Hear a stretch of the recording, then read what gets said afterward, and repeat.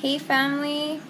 So much has changed since I talked to you last. We moved our family from Utah all the way to Pueblo, Colorado, and it's a pretty big shift just in and of itself. But I've had a really big shift, and I thought we were moving here to Colorado to homeschool and to focus on getting more ABA therapy for Caleb.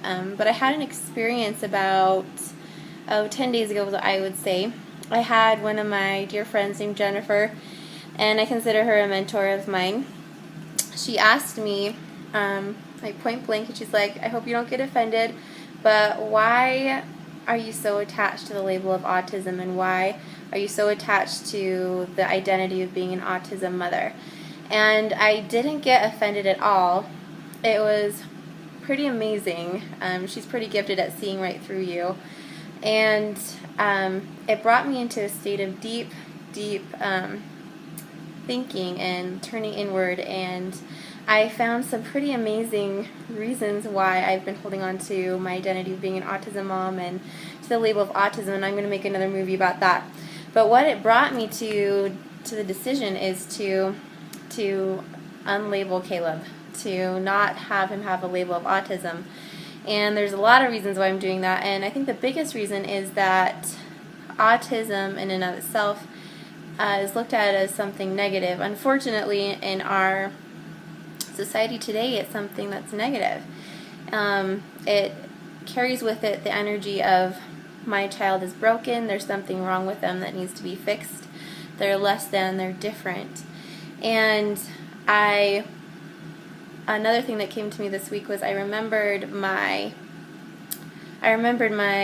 in college I majored in sociology. I felt really strongly about doing that, and I didn't really know why. I just really liked it. And my thesis that I wrote in college, and I totally forgot all about this until this week, was that there's no such thing as normal. In all my 4 years in college, just studying different cultures and peoples and ways of being, that there's not one normal way of doing anything or being anything. And I can just see how my whole life, God, or whatever you believe, I believe it's God, has prepared me to do what I'm doing now, or what I'm about to do in our family.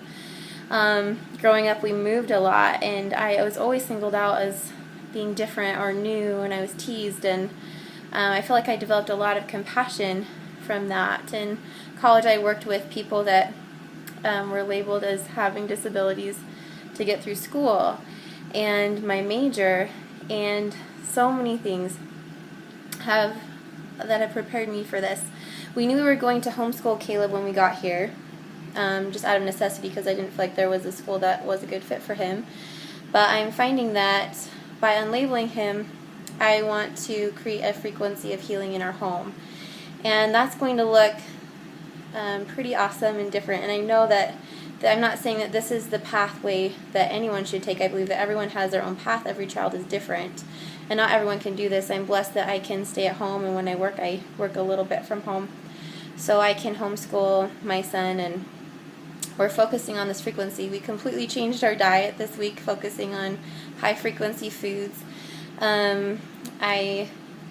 Another reason why I feel like I've been prepared for this is I taught yoga for about 9 or 10 years, and so we started doing kids yoga, and I'm a massage therapist, and been doing Thai massage or Qigong massage with him and my daughter, and there's just so many things I can look back and say, I've been prepared for this moment to create this frequency of healing in our home, and I feel really that it's important that I share what we're doing, and I don't know why. And again, it's not to say that this is the only way or the right way. It's just to say that this is what I feel led to do as a mother for my son right now, and it's an experiment. We'll see what happens. I don't know. I'm not going to be perfect at it by any means. It's been hard, actually, to unlabel him. And I'm going to talk more about why it's been so difficult for me. It's been surprisingly difficult for me.